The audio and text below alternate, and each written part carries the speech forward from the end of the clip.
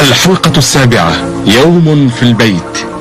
إن الأشياء التي تحدث في الغابة غريبة بالنسبة إليكم أيها الرجال الغارقون في الروتين اليومي، لكن نحن سكان الغابة معتادون على هذه الأشياء الخارقة، وهي طبيعية جدا. أنا آسفة يا بوفي، يجب أن تبقى اليوم في البيت. ادخل وتصرف بأدب.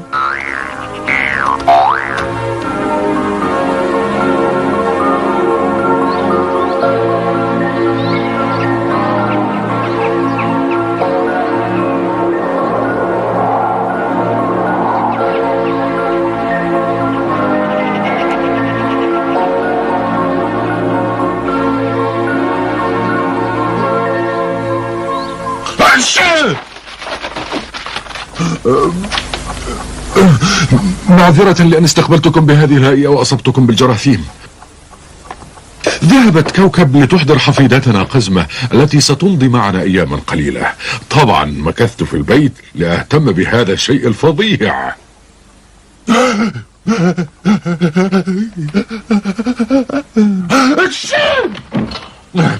لماذا يحدث لي هذا؟ يحدث مع طبيب.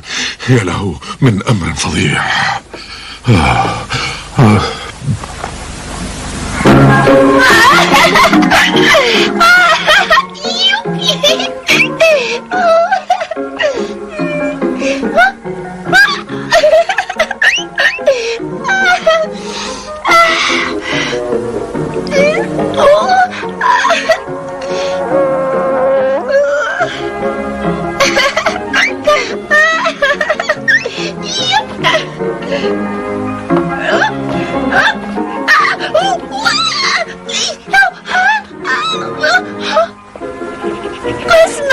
قد وصلت يا عزيزتي.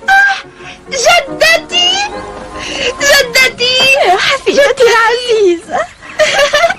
أين جدي؟ مسكوم وأصبح عصبيا. المسكين. أرجو أن يتحسن حينما يراك. الزكام يا جدتي؟ أقصد طبعه الحاد، فأنت حفيدته المفضلة. مرحبا يا أصدقاء، يسعدني أن أعرفكم على حفيدتي العزيزة قزمة التي جاءت لتقضي بضعة أيام معنا. بكل سرور. إن جدك في انتظارك. أنا أتلهف للقائه أيضا. لا لا لا لا لا لا لا لا.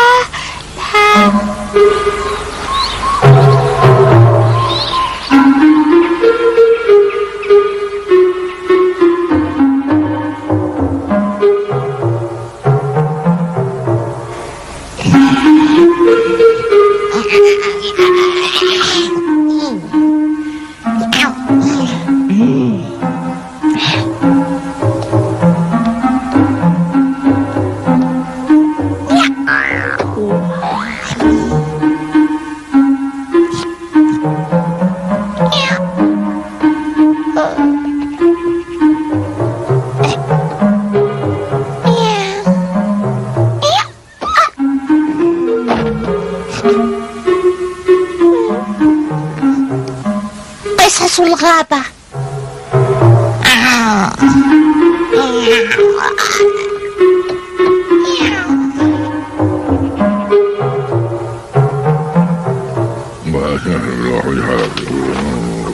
حكيم، أنا هنا يا جدي. أخيرا أتيتي. أعانقني يا جدي. لا تقتربي مني لكي لا تصابي بالزكام. لقد أخذت حفيدتك، هيا أعطيها هديتها. جدي، هل عندك هدية؟ نعم، وصنعتها بيدي. لا أعرف قياس رأسك، أرجو أن تعجبك. شكرا. ما الأمر؟ لا أراك متحمسة. أعجبتني يا جدتي، إلا أن لونها غريب قليلا. إنه لون الصوف قبل الصبغ. يا إلهي، ألا تعرفين كيف تصنع القبعة؟ إذا تفضلت يا جدي علمني. حسنا، سأشرح خطوات صنع القبعة. الحصول على المادة الخام هو الشيء الرئيسي، ولهذا السبب نجمع وبر الغزال حينما يبدله، أو نجمع صوف الغنم الذي يعلق بسلك شائك، ولصنع ملابس أرق وأنعم فإن الأرانب تسمح لنا بجمع وبرها الذي تطرحه في جحورها. كيف تلونها؟ جدتك تعلمك ذلك، فهذا اختصاصها. لم نصبغ قبعتك لأننا سنصبغها الآن باللون الذي تفضلينه. أتمنى الحصول على قبعة حمراء. نستعمل مواد طبيعية للصبغ. نستعمل النيلة للون الأزرق.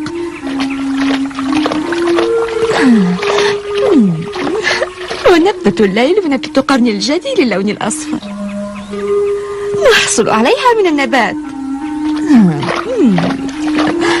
ومن عصارة القنب اللون الأحمر.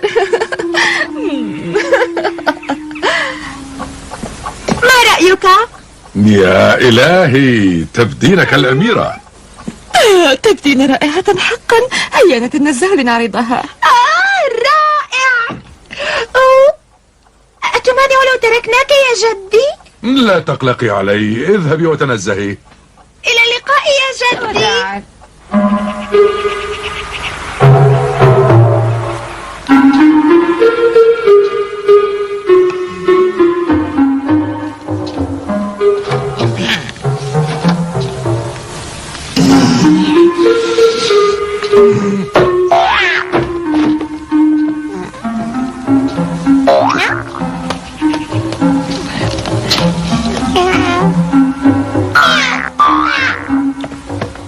الفطر لذيذ جدا. هل نأخذ منه للعشاء؟ خوخ بري. تستطيعين أكلة واحدة. ما زلت مولعة بأكل الحلويات.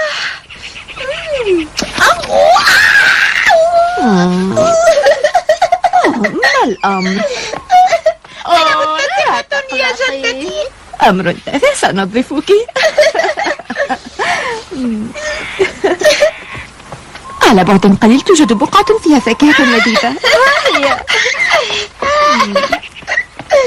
لا تؤذي نفسك، كوني حذرة.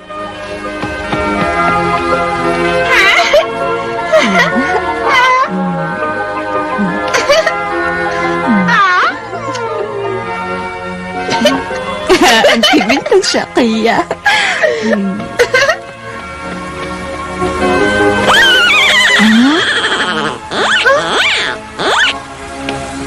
مرحبا أيها القنفذ. هل أنت قلق؟ هل أنت وزوجتك سترزقان صغارا يا عزيزي؟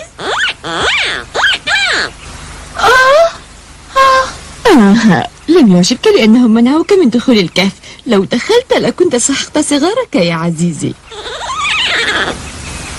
يحسن أن تنتظر هنا، سأذهب لأساعدها. إنها هنا. انتظري حتى أعود. حسنا، لا تغيبي طويلا. هذا لا يعتمد علي. حسنا، سأنتظر.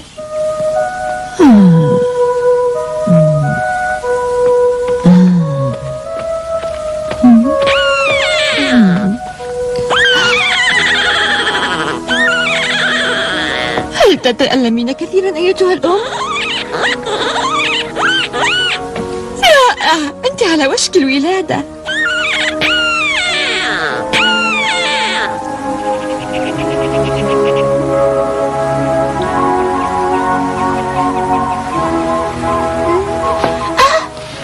سأقدم لك هدية تبهجك.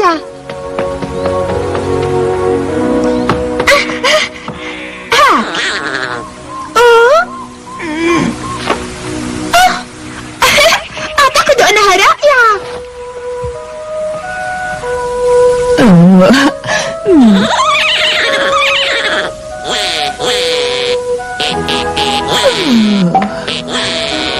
تهاني، لقد وضعت صغيرا رائعا.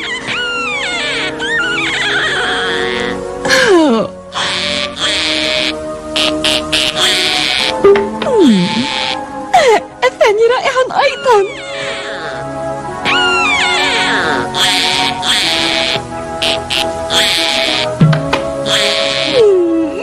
إن الأمومة أروع شيء في الدنيا. رويدا ولا تخنقي نفسك، يجب أن تأكلي شيئا. انتظري. خذي. استريحي الآن ولا تتحركي ولا تغادري الجحر حتى الغد. يجب على زوجك أن يحضر لك شيئا تأكلينه. وداعا.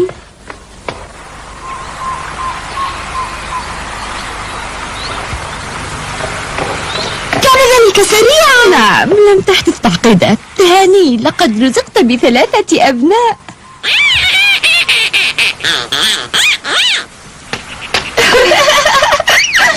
أرجو ألا تلعب مع صغارك الآن. يجب أن نذهب وإلا قلق حكيم علينا.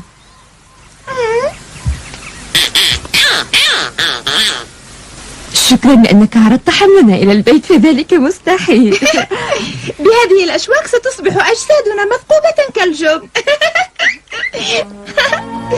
وداعا، تذكرنا، إلى اللقاء. انظري له من مكان جميل. رائع. لماذا لا نستريح قليلا هنا؟ معك حق.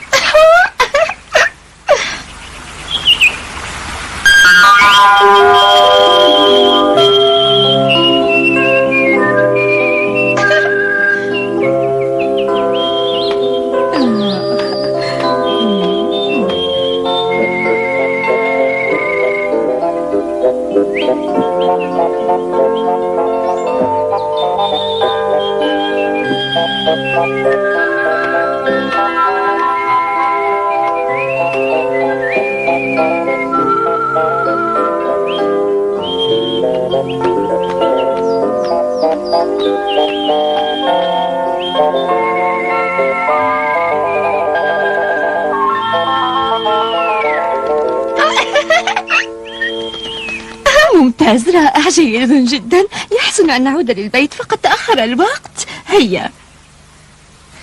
أرجوك أيها الطائر، أعثر على سريع ودعه يأتي ليحملنا.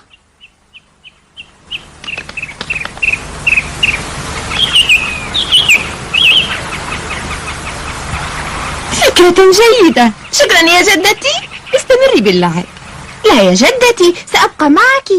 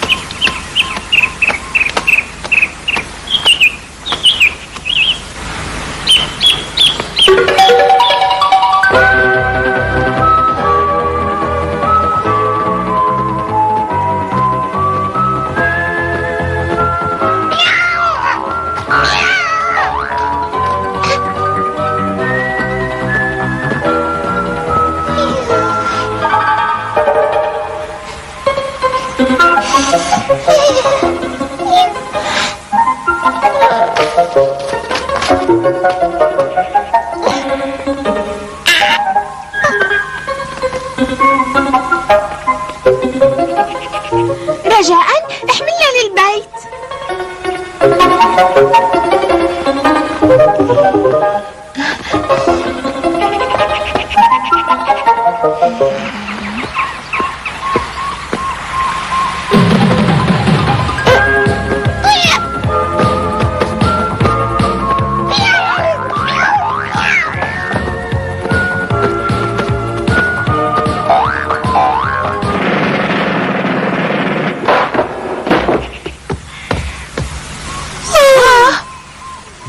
حيوان في المسيدة.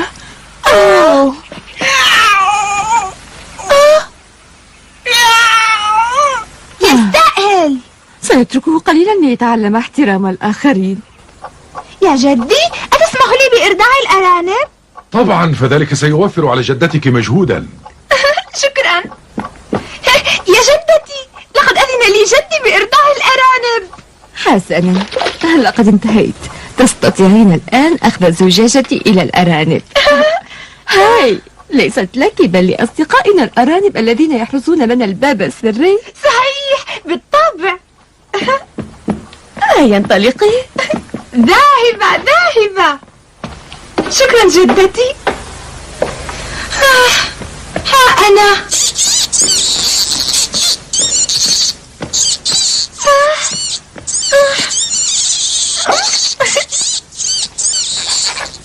لا تعطيها لأرنب واحد فليتقاسموها. أنت تتقنين العمل. ألن تعطي للأم شيئا؟ أنا سعيدة بلقائك. ما لم تمانعي سأنزل إلى الجحر غدا ثانية. إلى اللقاء. اصعدي بتمهل.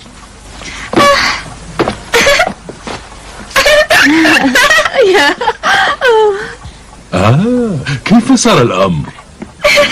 رائع يا جدي. شربوا الزجاجة كلها وكانت الأم حنونة على أطفالها. إنها طيبة. صحيح، لكن يجب أن لا يدهشك، فكل الحيوانات حتى الشرسة منها تحب صغارها وتضحي بحياتها من أجلها في أي لحظة، والأسود والثعالب.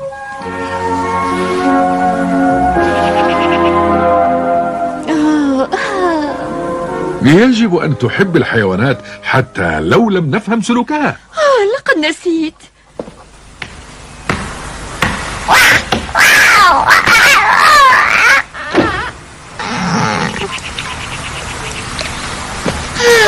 سريع.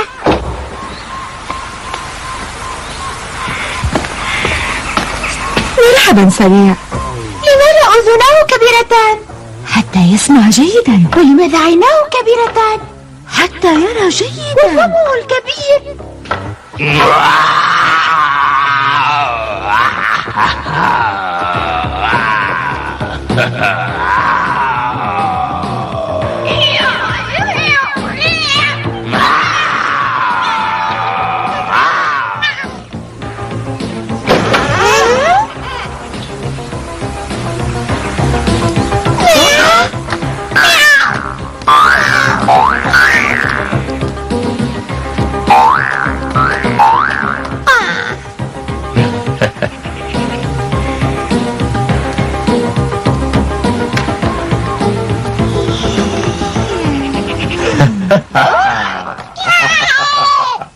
هيا إلى الفراش. لما لا يحكي لي جدي حكاية لكي أنام؟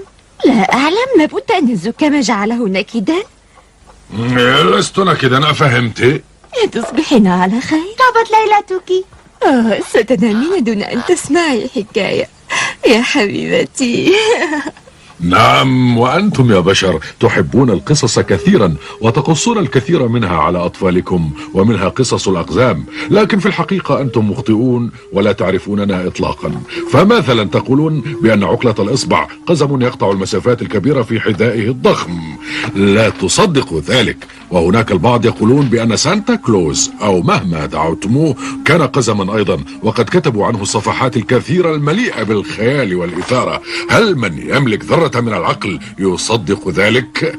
تعرفون الآن الكثير عن حياتنا، وقد شاهدتم أشياء أدهشتكم، لكن ليست غريبة جدا، بحيث تختلقون وتخترعون خيالات لا علاقة لنا بها نحن الأقزام.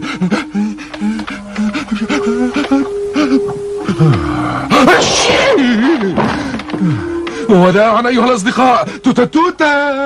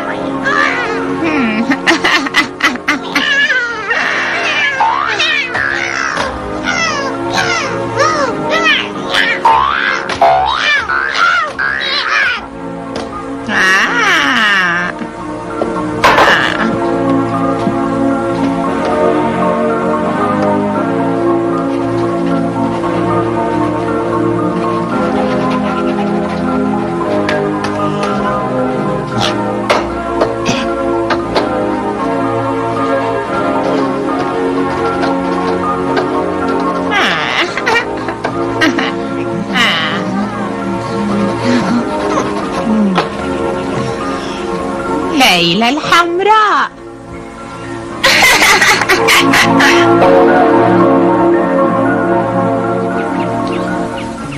في الحلقة القادمة يسرق ذهب القلعة، ويذهب حكيم لاكتشاف اللصوص واستعادة الذهب.